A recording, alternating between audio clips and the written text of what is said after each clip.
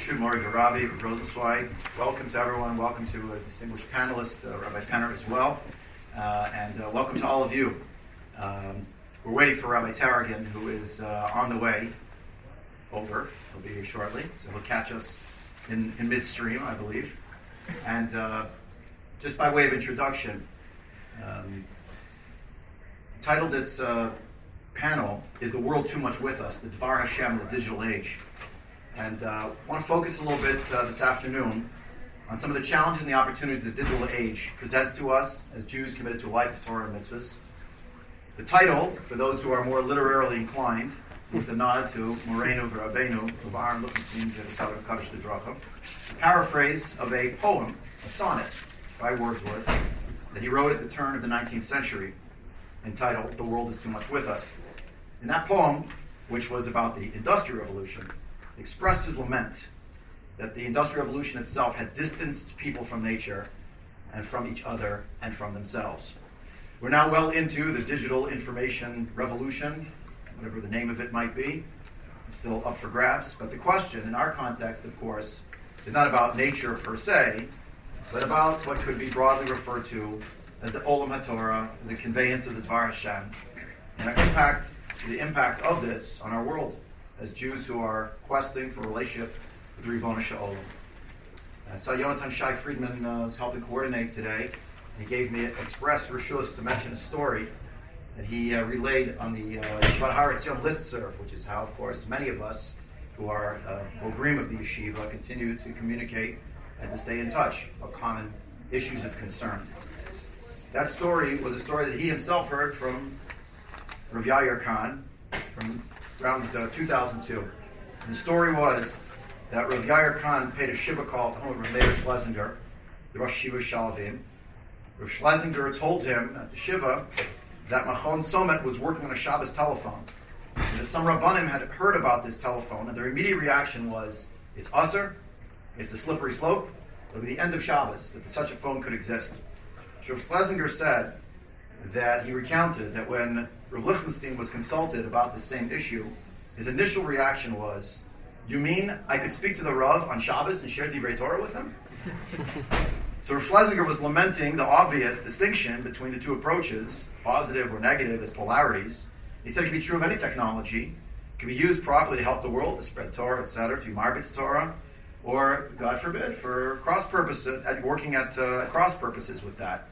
So just in terms of framing some of the discussion. We're honored today to have among our panelists people with differing perspectives, differing levels of experience, living through, such as we all are, this period of time. And with certain extremely radical changes on one level, another level, continuity with everything that came before, just new vessels, new modalities of communication, and possibly, potentially, our Batz Torah. So let me open just by once again welcoming the panelists. My lengthy introduction notwithstanding, Rav Taragin is still on the way over, so we'll start with our panelists who are here.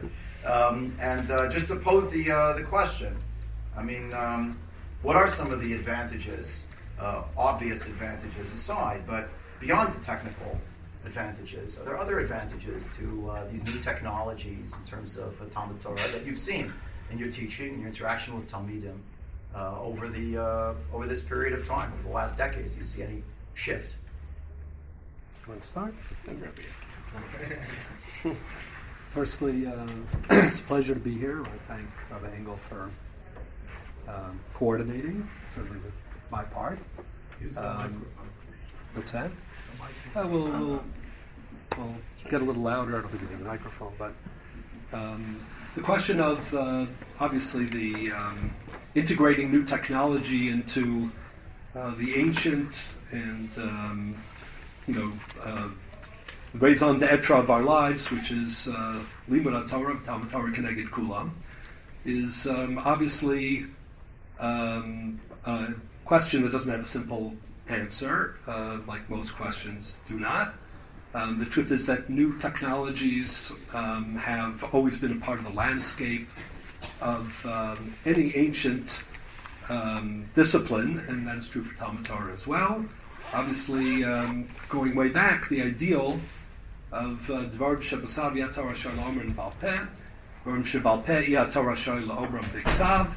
The idea that Torah Shebesav and Torah Shebal Peh constitute, distinct disciplines that are intended to accomplish different but interlocking goals is something which, at a point in our history, was, because of Eis Lasos Hashem Be'Feir Torasecha, was deemed to be counterproductive, and that created a revolution in its own right. The idea of writing of Torah Shebal Peh. Steps at that time needed to be taken in order to ensure that that this change, let's say, in policy, that adopting new techniques and Limud Torah, adapting in some respects an old principle, would be constructive and would not undermine the original intent behind that division. And again, the laws of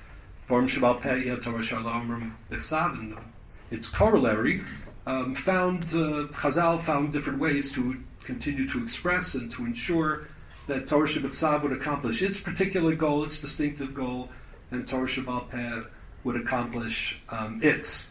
And again, I'm not going to survey the whole history, although it would be helpful if we had more time. But obviously, when manuscripts and especially when printing came about, that constituted a major revolution. And even substantive halachic questions like Talmud al Yorah, Bifnei Rabo, things of that sort. The idea of the dependence of students, of disciples from their mentors. The idea that there could be written rabbeim, and that somehow you could cross through history. It could be a Talmud of Rav Ashi and Ravina, and of the Ramban and the Rambam. That had its impact as well, as I say, even on those particular questions. And once again, we find that the same kind of care, the same kind of dialectic resulted. In other words, that on the one hand, the benefits of that revolution of printing, which was really a revolution, access to books, access to things that had not been accessible for many generations, which obviously generated a level of independence, that would be constructive, that the benefits of that would be gleaned, and at the same time, there was still a recognition that the old and classical methods, that the concept of Masorah, that Ish Mipi Ish, Mimoshe Rabbeinu, the idea of cultivating a Rebbe, and everything that goes along with that is a sine qua non for success in Talmud Torah, that needed to continue as well. And if we analyze again how these changes were integrated into the halachic system and into Limud Torah, I said it's very instructive. The balance that emerges is something that is very impressive. So certainly in the time of new technologies, originally radio and then television and then obviously the internet, and the expansion of the internet, I guess what we're calling the digital age, is not really different in that respect. It too provides benefits in terms of access to knowledge. Certainly, at a couple of quick strokes of the key, one can find out a lot. Mostly that is beneficial, with the emphasis on the mostly. It certainly in terms of amaratzis, in terms of providing guidance as a beginning for research, to ensure that a person's study, depending on whether we're talking about Psak Halacha or Limud Torah, but either way, that it is more exhaustive, that it is more representative. All of those things obviously can be very stimulating. They can engender positive independence, and it has. At the same time, again with the same kind of caveats, Talmud Torah requires mentoring, it requires immersion. There's no substitute for day in and day out engagement with Dvar Hashem and with Havayis Tavai Rava. Person needs to immerse himself, I think, page after page after page in the Gemara and in the Rambam and in the Shulchan Aruch and in the Parshanim and in the Jewish philosophers. There's no substitute for that. So the illusion that one could substitute Bikiyas, let's say, for computer access is something which creates its own dangers and limitations. And I think that is something, I don't want to monopolize the time, that we really need to be aware of and on guard against. And again, you mentioned Rav Lichtenstein Zatzal at the outset, a model for us all, in terms of somebody who, we used to joke, v'talmudo biyado, who walked around, with Shas and Rambam and many other things, in his head. Not because, he had a good memory alone and was, therefore able to access his own personal database, but because after day of painstaking analysis and, adding every day to the conceptual analysis of the day before, he became somebody, as all Chachmei Masorah are, who is more than the sum of his parts. I like very much the analogy of a walking Sefer Torah. And a walking Sefer Torah is not something that can ever be substituted for by Bikiyas access of a computer. So it's very critical that we be aware of that and that we train our Talmidim, what are the constructive benefits of using this and what are the pitfalls and limitations or where this might be counterproductive in terms of developing as Talmid Chachamim. I think there are also, but I'm not going to mention it now because I want to give time, some very important cultural and educational issues, educational especially in the earlier years, elementary and high school. I think that there's a lot to talk about in terms of whether computer access and databases have been beneficial or more of a crutch and counterproductive. I think also in terms of religious sensibility, the role of the internet culturally is something which needs to be examined very carefully. To be continued. Thank you for having me on the panel with my Rebbe. Actually, both my Rebbe. I had the chus to learn from Rebbe Tarragon in Shana Aleph. He gave the Chabur as a night seder, so this is quite an opportunity for me. Welcome, everyone. Rather than give a perspective on the particulars, I want to try to frame the discussion. It's a gush event, after all. We don't want to talk about too many specifics as much as understanding. I think I want to draw two distinctions. One with the introduction of Rabbi Engel, and the second with a comment mentioned by Rav Rosenzweig. And I think they're both important distinctions. You can always have a discussion as to whether or not technology is a good thing or a bad thing, and whether the advent of the internet is overall some positive or negative. But I think that that clouds the discussion sometimes as to whether or not, when we're using it for the positive, is it a good thing or is it a bad thing? And I assume that that's what we'll discuss here. But those are really two different discussions. Using the internet for a Torah perspective, using it for a Bittul Torah or worse perspective. But we're talking within the Torah perspective. Is it helpful? And what are the positives and the negatives within that perspective? The second thing is that whereas, of course, the advent of Torah Sheba'al Peh, the writing down of Torah Sheba'al Peh, represented, as Rav Rosenzweig said, a sea change in the way that we approached Torah. It was brought about by an internal need. There was a challenge within the way that we were studying Torah, or the potential to continue to study Torah, and the decision to write down Torah Sheba'al Peh was in response to that need. Here we have something that's really external. We have something that provides a tremendous opportunity. Now, of course, perhaps one could argue there are always better ways to study Torah, but it would be difficult to claim that the Torah world was in crisis, that it was an eis lasos laHashem. We needed to turn to a digital approach, and that has to make us a lot more cautious. Because this is the digital advances in terms of our learning are an opportunity, but not necessarily a necessity, and that perhaps causes a different, more sober look at those opportunities in relation to what the alternatives are. I think it's also important to recognize that one of the challenges that we always have is that we're always behind the times. The question for us is not so much should we include more of the digital technology, but do we now have to remove it? Right? Of course, as a teacher, as an educator, one might be sitting at a meeting and deciding, and perhaps it's something as a yeshiva that all the yeshivas need to do, yeshiva gedola. To what extent should we begin to go the high school route and integrate more technology into the classroom? But the reality is, much of this shift has already occurred, and now we're at a point where we have to ask ourselves, do we want to take things out of the classroom? One of the things we discussed last year a lot in YU was, are laptops the best way to take notes in a shiur? And what are the positives and the negatives of that? And we know there are many, many studies that say that laptops are very bad for thought and for even retention, that writing notes has a much higher level of retention than simply typing. It's the way the Ribono Shel Olam seem to connect our brains and our hands in writing.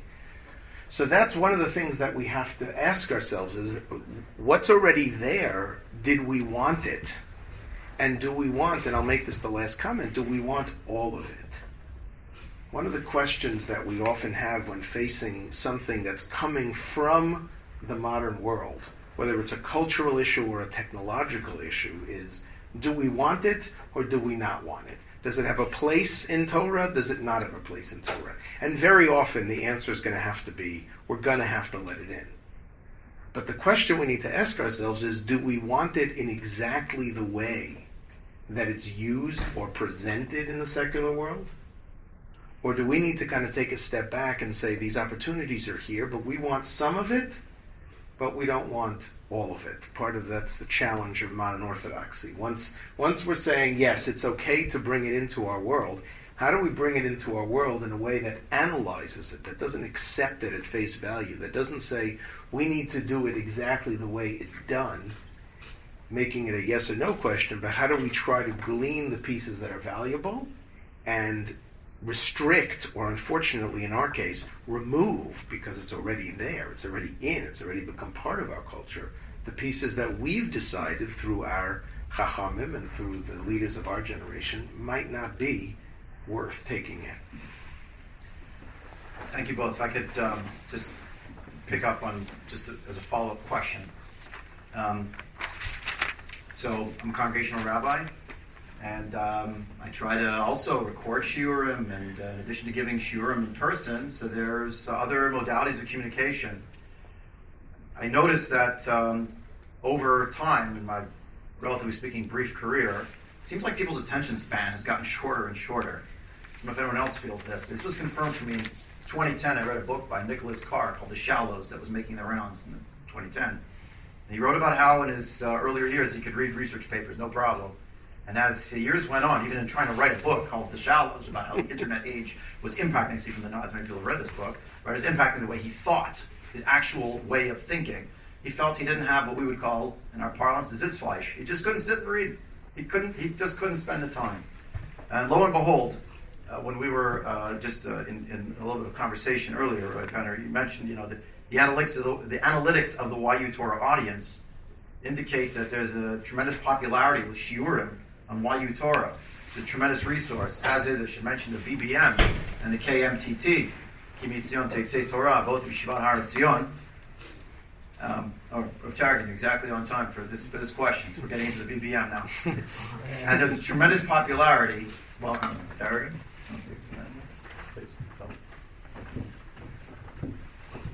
Tremendous popularity with 5-minute shiurim, 10-minute shiurim, 20-minute shiurim. Many of us, hear from Balbatim. Awesome, Rabbi, 10-minute halacha. Why don't you give a 10-minute halacha? Say, do, but 2 minute chamar. Yeah, it's too long, 2 minute chamar. You should give like 2 minutes then. 10 minutes should be like you call us to a shiur, 10 minutes. I've gone in for it myself, to be honest. A group of younger guys, they don't come to shiurim. We're down to 3 minutes of Torah. Literally, I send them a WhatsApp every Friday before Shabbos, 3 minutes on the parsha. And my guarantee to them, which they can check, because it's obviously time, is that it's under 3 minutes. And knowing those of us who had the good fortune of learning from Rebbeim, both Baha'i Alma and those who have left the world, thinking again of Lichtenstein, abhorred reductionism, abhorred the idea of conflation of complex ideas and intricacies into smaller and smaller packets. And yet, even the VBM, even YU Torah, for all of its greatness, is also indulgent of exactly that within the realm of Hashem. By the by, the title, Is the World Too Much With Us, is a question. No one should question whether we should have debates today. Is the internet a good thing or a bad thing? Do we like it or we not? It's here, and it's a reality. And it's a reality of how people learn. The question of extent and how we invite it into the tent is, of course, apt. The Tiferes Yisrael was extolling the virtue of Gutenberg for what he did. But we all know that many things have been printed that don't qualify, certainly not as high literature, not in level of ideas, and have been more than corrosive, have been threatening and just terrible. There's no other word for them. So I'm curious, do you see over a period of time among your Talmidim, who you interact with in person, a lessening of their, call it Sitzfleisch, ability to focus? Is there a push or a trend that we've somehow indulged that we need to fight against, quote unquote? Is that a tide we really can't counter in terms of the need for increasingly bite-sized bits of information instead of larger packets that have more intricate ideas within them? So as we're welcoming with Tarragon, with that, as you just sail in. He was here the whole time virtually, by the way. He got here in person. So exactly the same. Yeah, Rosenstein spoke and Tarragon kind of spoke, but this is a new question. Small advice. Do you feel like the Talmud is different from when you started? The same? I think we struggle on a constant basis as to whether to create a cell phone-free environment in the Beis Medrash. The advantages are obviously focus and disconnectedness.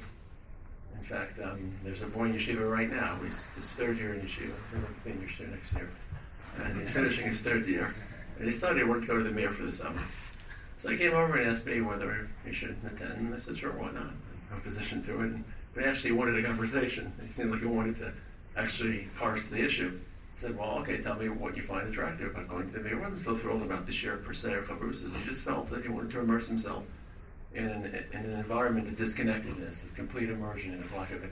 I don't know if there are or aren't cell phones in the Mir, but certainly identified with his desire not to be distracted and not to be fractured.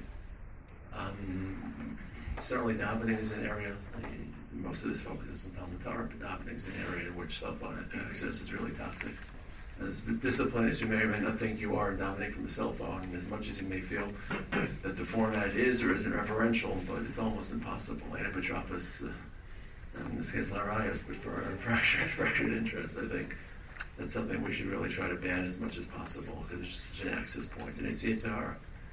And Beis Medrash, at this point, we still have cell phone access in the Gush Beis Medrash, because a lot of the Rabbanim employ myself included, WhatsApp for continuing Marmakomos and pictures of certain Svarim and certain, creating a fraternity of a Shirah, which is the disconnected lecture and preparation. This thing still serves a purpose. But again, I apologize. This is a good chance for me to apologize for coming in late. My flight was delayed and finding traffic in Midtown. That's something that takes a little bit longer than 5 minutes. We've seen the polarities of our modern era: 5-minute hour and a 45-minute 1 mile travel through Midtown. But in terms of the brevity of Torah, the flip side is that many people have access to Torah in ways that they haven't before. So by shrinking, and in some cases, to simplifying, but by creating different, I'm not sure that they're mutually exclusive. I think that we have to create tendencies towards sophistication and towards subtlety and length, and I think that the rigorous environment of the Beis Medrash should encourage and produce thought and, as you said, extended, concentrated development. But I do think that there are people in today's world who have access, and it's always that bar that is constantly moves. And many of us remember the yeshiva in the 80s. There was only, we lived through the 80s this last week because of Zachariah Valon, Zechron Levracha. We're thinking a lot about what yeshiva was like then. And in those days, there really wasn't a Mechina program. And I would say close to 40% of the Hesder board just simply didn't belong in Hesder. And this isn't unique to Yeshiva Har Etzion. So the Mechina program emerged and it lowered the bar and it created more compatible frameworks for people and more suitable, but it lowered ambition. So and Rav Amital, I think, fueled the concept of the Mechina. So it's always trying to create packaging for Torah to render it relevant and to grant access to people who haven't, I think, I don't want to say this in any way that sounds chas v'shalom disrespectful. I think a lot of the access to women, there's some women today who have access to learning through classic academic frameworks, yeshivos and seminaries and migdalos, but there are many women who don't have that education and don't have the tools, or for that matter, the availability to access Torah in institutional frameworks, to be able to access it online and on the fly and on the go. So I think that the nature of Torah is that it's one of the reasons it's compared to water. It's tipin, and then it becomes a nachal. So because we're aware of both the value of tipin and the value of a nachal, and the value of something that's overwhelmingly powerful. And I don't think that we should in any way exclude any avenue of Torah. On the other hand, we have to be careful that those who have access to more rigorous and extensive. I remember just a story that in the summer, Rav Lichtenstein would, of course, as you know, Rav Lichtenstein would speak Friday evenings, and he would average about an hour 20 minutes for a sikha. And my wife would wait for Kiddush, or he'd make Kiddush during the summer at 10:30 at night sometimes. So my wife would routinely ask me, what did Rav Aaron speak about tonight? I said, he said that Moshe was a good person. He said, it took him an hour and a half. I think everyone in this room really was enriched by Rav Aaron's propensity for subtlety, sophistication, deep dives into very complex issues. I feel like he took a diamond, put it on an axis, and twirled the diamond 1 degree at a time, and each time you appreciate a different hue and a different coloration. So I think that this yeshiva should stand for that, but not in a way that is either exclusive intellectually or chas v'shalom morally condescending, as if lesser forms of Torah are not worthwhile. Thank you. So I think there has been a lot written, and some of it quite serious about the physiological, neurological impact of modern technology, digital technology, the internet, etc. I have actually in my hands a book which I'm not going to read from, so you don't have to worry. But this is one of the early, I guess, prophets against studying. On screens, or reading on screens, a fellow named Sven Burkhartz.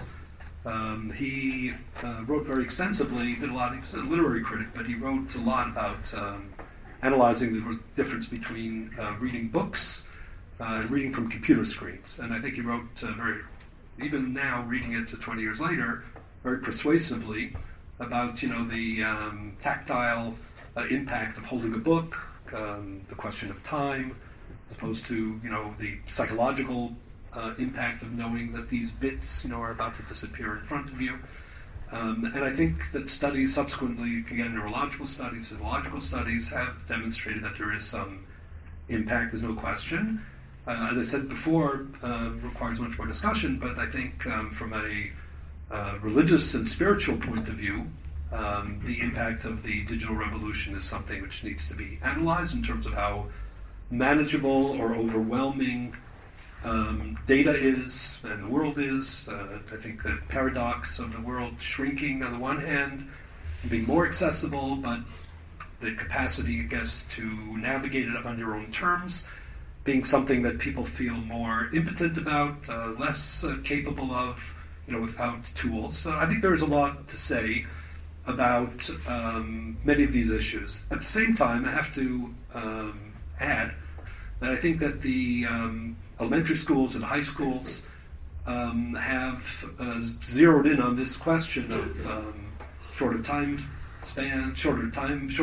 spans, and I think that they have conceded much too quickly. I think there's an element of self-fulfilling prophecy. We're getting a lot of complaints in the programs in Eretz Yisrael that the high school students who are coming can't read. Again, that they have all these limitations and deficiencies, and therefore it takes the yeshivot, I guess you could speak this more, the yeshivot much longer to be able to have the impact on them. And again, it also circumscribes that effect and ability. I have to say that my own experience, this is how you began the question, I think my own experience demonstrates that this all does not have to be so. I found that my own Talmidim, some of whom are in the room, but I'll say it anyway, are totally equal to the task, both the ones who began with me from the beginning. From every decade, I have to say that I haven't really changed my style of giving shiur, not the length of it, not the demands that I make. And I had excellent, Baruch Hashem, I've been zocha to have amazing Talmidim from the very first year, and continuing, and I still have amazing Talmidim now. To me, that demonstrates that with all of these psychological and physiological and neurological challenges, when people are inspired, when they are sufficiently motivated, they're able to to rise to the challenge. And as I haven't pulled back kiyuzeh, and I don't think that we should. Again, 5-minute halacha, 10-minute halacha. Again, I don't dismiss it for the people who benefit from it. But the idea that we would be scaling back our aspirations and ambitions for our own Talmidim, especially in the formative years where they develop their, affinity for learning, and when it defines who they are, and also sets a tone for the kind of learning that they will do the rest of their lives, I think is a terrible mistake. I'm very opposed to even alumni, even those who are not in the both who are in education and not in education, kind of going on maintenance learning, daf yomi or something similar with limited expectations. Again, one of the tremendous gifts that I received from my Rebbeim, the Rav Zatzal and Rav Lichtenstein Zatzal, Rav Avital Zatzal, was to be ambitious for our Talmidim. And my career in Chinuch has convinced me that it can be done, it is done all the time, and that it's a self-fulfilling disaster that we are buying into. Not that there are challenges and issues, because I think that there are, but I believe that there is a way to compensate for them, and certainly a way to overcome them. And I think it's critical that we be resolved to do so. I think, again, as I mentioned before, that some of the damage is done, but I think there's a lot that we can do. I think that for every one of Rosenzweig's Talmidim who are ready to put in the time, I think that the bug has caught many students who do want things in a much more compact way. And I think that Rav Rosenzweig is saying that we can push them. It's not something that can't be overcome. But I think that the challenge is great, because many Talmidim, especially Talmidim who have perhaps less ability or interest than those who would go to Rabbi Rosenzweig, are pushing, and it's a real challenge of sort of finding this balance between understanding that a 2-hour shiur, I remember certainly being in Rav Rosenzweig's shiur at about 2 hours. Certainly remember shiur klali from Rav Lichtenstein at can be 3.5 hours. I won't say that I always stayed awake for 3.5 hours, but that concept today would be rather challenging and difficult to the fellows. So now, how do you sort of continue to push people out of their comfort zone while understanding that the 2-hour shiur is going to be difficult for many of the fellows? I think that that educational institutions need to work together for a commitment to continue to push the students out of their comfort zone and to continue with that. It is very easy, certainly we've seen this amongst yeshivas in Eretz Yisrael, sort of the dumbing down effect of what's expected from the Talmidim with an eye towards recruitment. That's what's going to bring the students, that if you continue to push the students very hard, they're not going to come. If you continue to have them break their teeth and sit in a long shiur and stuff, they're not going to come. There has to be a little bit of locking arms. There has to be a certain amount of communication between the educational institutions saying, we all need to do this. We all need, at each student's level, to be pushing them out of their comfort zone of what they want. There's no question that the attention span has dropped precipitously. It's not only, by the way, attention span. It's also how long, I guess it's an aspect of attention span, how long I have till you catch me. I do the public speaking training with the Smicha fellows. How long does one have to really catch the audience? Most people who are watching things on social media are used to watching things of 60 seconds or less. 60 seconds or less, that's what we're being trained to get a pop from, to get something out of. That's never going to be an amount of time that's going to allow for serious Torah development. At the same time, a different audience, as Rosenzweig saying, can benefit tremendously from these 10-minute and 5-minute things. There's no doubt that the ability to study something on the way from X to Y. I remember a conversation that I had heard that they had with Ravaji Yosef, talking about how critical it is to be learning on the bus. How critical it is to take the famous line of the Chassam Sofer that he became a Talmud Chacham in 5 minutes. 5 minutes here, 5 minutes there, and I always say to rabbis when I discuss time management that there is an enormous amount of dead time during the day. You should always have something with you to learn, to pick up, to do. There's always time to do that. So in that sense, the 10 minutes is a wonderful thing. By the way, it also forces the presenter to figure out how to present something in 10 minutes, which is very difficult. We always have in our speech classes a 3-minute presentation. 3 minutes is much harder than a 7-minute presentation. It takes a lot more time to prepare a 3-minute presentation than a 7 or 10-minute presentation. So there is something to be said for that as what it is, as a filler. As a filler, we should fill every moment of ours with Torah, and we should try to find ways to get more out of less.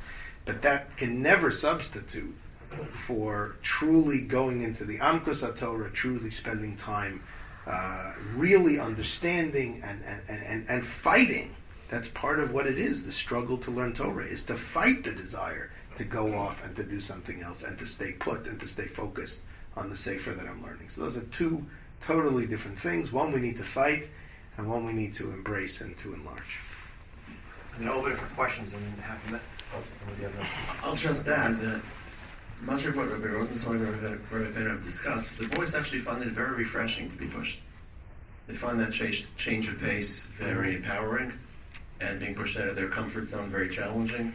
And at least the last couple of years in yeshiva, I think we've been successful in creating an ethos of struggle, of long shiurim, of even sure that border beyond 2 hours. Mm-hmm. So I don't think we should be pessimistic as if we're fighting an uphill battle against the resistance and reluctance and they don't have the attention span. Certain types of students really find it refreshing, and they also find in you're respecting their intelligence if you're pushing them towards greater heights, greater accomplishments. So I think it's an empowering statement as well. It's not just an accommodation. Somewhat of a personal question for each of you, if you can respond. Do you ever meet a digital Talmud? Have you ever been somewhere and someone came over to you and said, Shalom Aleichem, Rabbi Amori, I have been listening to your shiurim diligently for X number of years. Did that have an impact on you? Do you feel, well, obviously, I put the shiurim out there. It's wonderful. Was that a refreshing encounter? Was this a person who was therefore initiating a relationship ongoing? Or did you feel ambivalent about it, owing to sort of having produced something that ongoing, I'm not talking about a written piece, but an ongoing daily shiur or whatnot, that someone was following you for a period of time. Following is the wrong word, I'm sorry, that's some of the jargon from social media. But actually, your digital Talmud, I would say, is that something that's happened to you, and what was that experience like? It happens all the time, sometimes in the most unlikely ways. There are people who you just meet randomly who you don't know at all. You meet them in an airport or in other unlikely places, who come over to you and tell you that they heard a particular shiur, but especially people even who follow on a regular basis. They could be following something, a shiur that you gave 15 years ago. Somebody, again, it's happened more than once, comes to me and says, that third point that you made in the fourth, Rambam, and I said that was probably at shiur, it was about 15 years ago. But he wants me to remember the order, of the presentation. But it happens all the time. I have actually a few people who listen on a regular basis, who I've gotten to know actually over the years, who live in different cities and who follow the shiur every single day. One of them actually mailed us a Shitas Kamai because he heard online that we couldn't locate one, so that was his contribution to the shiur. Some of those people I've come to know, and subsequently, when actually one of them lives in Chicago, this one lives in Chicago actually, as it happens. And I think it's a very wonderful. I think it's a wonderful thing, and it's an excellent example of the opportunities of the digital age. I should say at the same time that I think both for me and for them, having meeting at some point is very important and is transformative. Inecha ros es morecha, is important. People need to know when you're, who you are, what your body language is. They don't see the video, but when you're being humorous and when you're being serious. They need to understand you in context, and this, of course, is the danger. In other words, you have you have an audience out there who you're not seeing, who have different sensitivities in theory, different backgrounds. The connotation of what you're saying can be very different. It can be very misleading, and sometimes can be very destructive. You have to be very careful, knowing that your shiurim are being recorded. Knowing that there is that additional audience, and at the same time it's very challenging, not to ignore the audience that is in front of you, because that's the first line in the concentric circles. You or your talmidim who are sitting there, and you have to try to balance that, to be responsible and to be aware at the same time, and also to be catering and serving the talmidim in front of you. But just as there cannot be a Talmud Rebbe relationship, only digitally and through video or audio, the same thing is true about the Rebbe Talmud relationship. And as wonderful as it is, I find that when the people stay in touch and they contact you and you finally get to meet them and know them, that the impact is geometrically improved. So I think this is a growing phenomenon. Mostly it's very constructive, but like personal psak, I think that we also need to be aware, that there are challenges associated with it, dangers even, if we're irresponsible or not aware, but mostly I think it's very beneficial. I think that very often you have someone come over to you. You look on YU Torah and you see that the shir that you gave to 4 people was heard by 7,000 people or something like that. It really is. It's something that's very hard for us to fathom. That most of our talmidim might be listening online, not just listening online, but it's a very different kind of scenario. They aren't a regular talmidim. There's someone who downloaded the shir and picked it up, and that really has to change the way we're presenting. Of course, as Rav Rosenzweig saying, the first of the circles, the innermost of the circles are the people you're facing, and especially when you're a Rebbe. I don't teach a regular shir. The amount of importance that's given to the daily shir and to the relationship with Talmidim. I'm usually giving a shir as a guest lecturer somewhere, and I have to remember that most of the people that I'm speaking to are not there, and they're going to be hearing it in a different context, and that makes me have to be very, very careful about what I say. Very, very careful about what I say. Sometimes you give a shir, someone misunderstands something, they come up right after the shir, and you'll actually get back on the microphone and you'll say, I don't want you to misunderstand this. Can't do that with the tape. The recording, I still call it tape. The recording is already off. But it is impossible to understand how far this goes. I just have to tell you one story. We had a launch for the app, for the YU Torah app. One of the speakers was Rabbi Ari Leibowitz, who gives the 10-minute halacha. So he's facing the audience. 500 people are facing the panel.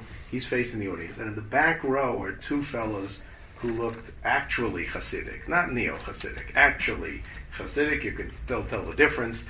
And he couldn't figure out what they were doing there. They were uncomfortable to be there, but they felt obviously a need to come. So at the end of the panel discussion, they came up and talked to Rabbi Leibowitz. They told them that they're from, I forgot where, I think New Square, and that they listen to his 10-minute halacha religiously in the car. Religiously in the car. And in fact, the kids don't really speak English well, so the father plays it on half speed and explains to them the English so that they can understand what an organized halacha shir would sound like. And they said, we had to come to meet you. you just cannot fathom how far things go in this sense. And again, it's part of the dangers and part of the challenge, but part of the opportunity to reach people, from people who have no connection to Judaism to people who seemingly have other ways and places to learn galore. It's incredible how many people are listening, and it is fascinating to meet them and to hear from them and to get emails from them, etc. I'll just add, or compliment what Rabbi Penner just mentioned. First of all, I just returned from Las Vegas, and the reason I spent Shabbos in Las Vegas was not the blackjack tables, obviously. I would be very good at that, but there were some people who had listened to the shiur fairly routinely, and they wanted to actually hear the shiur in person, so I went there for Shabbos. And I think what you just said, Rabbi Penner, resonates very deeply with me, that I think the internet is ideologically colorblind, and some of the cellularization of the Torah world that predated the internet has started to melt away. And it's several instances, in fact, someone I'm very close with, in the spirit of what you described. I met up with him, and now I stay with him when I'm in America, and his whole family more or less look to me as a rabbinic influence in their life. And he just happened to come across a shiur of mine because he was intrigued. There was a rabbi of YU Torah that didn't have a beard. And he had never heard a shiur from someone without a beard. So it was a field trip for him, just to hear that non-bearded rabbis could actually speak.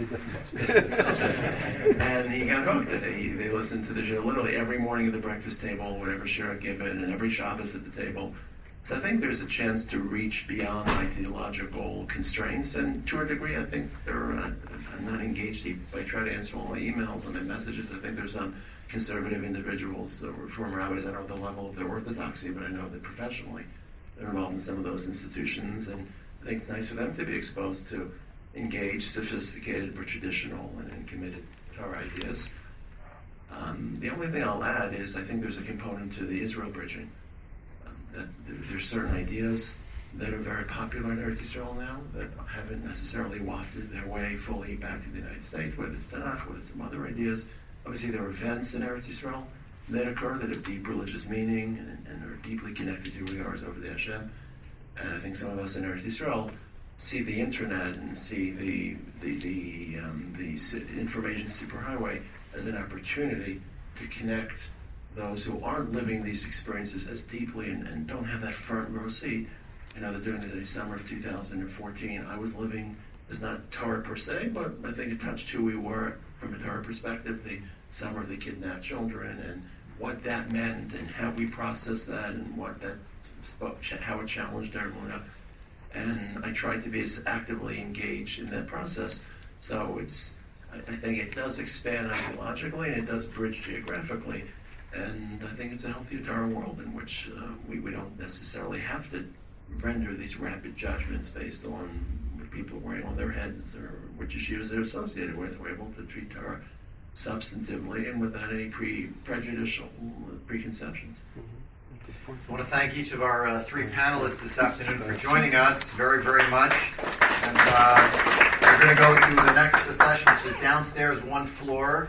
If you're listening to this online, because the session is recorded, so you're missing a great advantage, which is to be able to see the cross-section of people who have joined us today in honor of Yeshivat Har Etzion's Jubilee celebration, and of course, be able to interact with these distinguished panelists now after the panel to have informal conversations with them, continue to learn from them. Thank you again. Thank you, Shkaya. Thank you.